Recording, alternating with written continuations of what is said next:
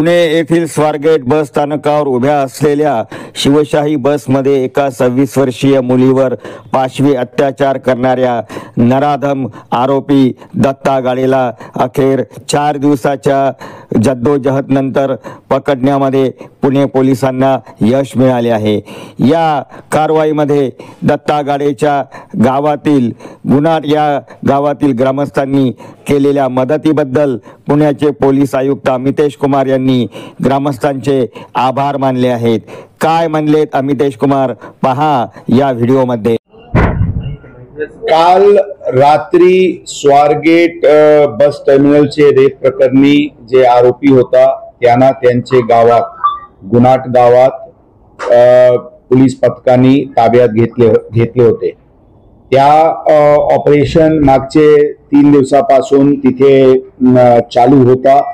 त्यामध्ये crime branch चे वेगवेगळे पथक, स्वारगेट पोलीस स्टेशन आणि झोन 2 चे वेगवेगळे पथक, आमचे हेडक्वार्टरचे राईट कंट्रोल प्लेटून आणि रिक्रूट्स असे मिळून अंदाजन 500 पोलीस अधिकारी कर्मचारी या ऑपरेशन मध्ये मागचे 3 दिवसापासून होते आणि यामध्ये विशेष करून गुणात गावाचे स्थानिक नागरिक अंदाजन 400 ते 500 लोकांचे भरपूर सहकार्य या ऑपरेशन मध्ये आम्हाला भेटला। यामध्ये आमचे डॉग स्क्वॉडनी वेगवेगळी ठिकाण त्यांना स्मेल दिल्यानंतर जिथे ते वास्तव्यात होता शुगरकेनचे खेतीमध्ये त्या वेगवेगळी स्पॉट्स ते डॉग स्क्वॉड्सनी दाखवली होती आणि ड्रोन्स जे थर्मल इमेजिंग कॅमेराचे ड्रोन्स होते त्याचे कंटिन्युअस वापर करून त्यामध्ये पण त्याचे आरोपीचे ट्रेस लागला होता। या सर्व प्रयत्नानंतर काल 1:10 सुमारास आरोपीला ताब्यात घेण्यात आलेले आहे। आरोपीला अटकची प्रक्रिया सकाळी इथे पूर्ण केल्यानंतर अटक करण्यात आलेली आहे आणि आज त्यांना कोर्टात प्रोड्यूस करून त्यांचे PCR बद्दलचे इतर फॉर्मॅलिटीज करण्यात येईल। तपास साठी एक विशेष पथक तयार करण्यात आलेली आहे आणि सर्व दिशेने पुरावा गोळा करण्याचे दृष्टिकोनातून प्रयत्न सुरू आहे आणि एक वॉटर टाईट केस तयार करून यामध्ये स्पेशल काउन्सिलची नियुक्ती होणार आहे आणि फास्ट ट्रॅक मध्ये या केसला आम्ही पुढे घेऊन जाऊन आरोपीला सजा होतील यासाठी सर्व उपाययोजना करण्यात येत आहे।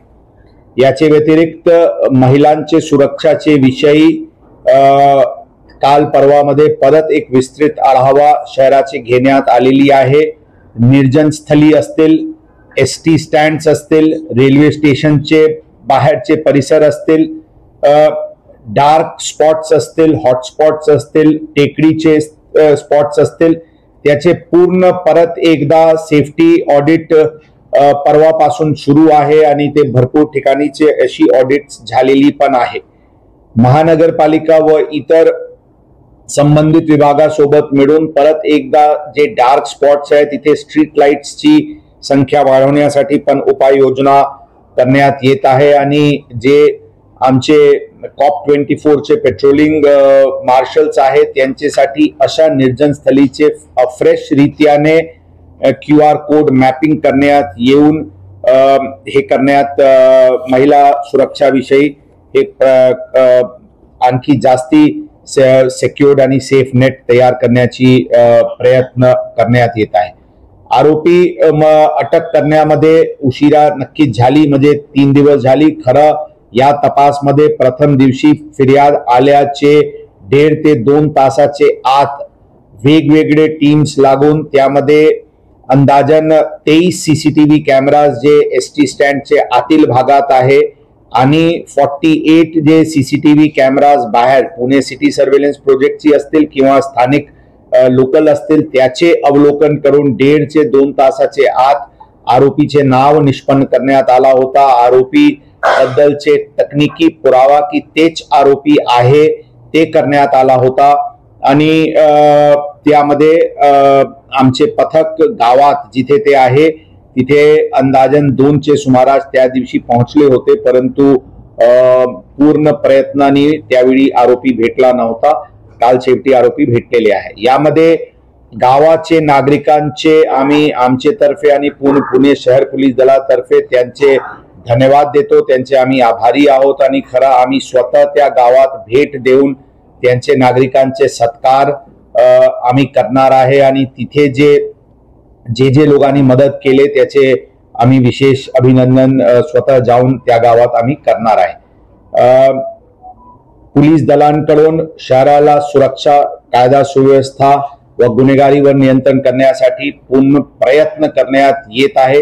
हे अत्यंत दुर्दैवी घटना नक्कीच घडलेली आहे। त्यांचे आरोपीला कडक ते कडक शिक्षा होईल यासाठी पोलीस दल पूर्णपणे प्रयत्नशील राहते।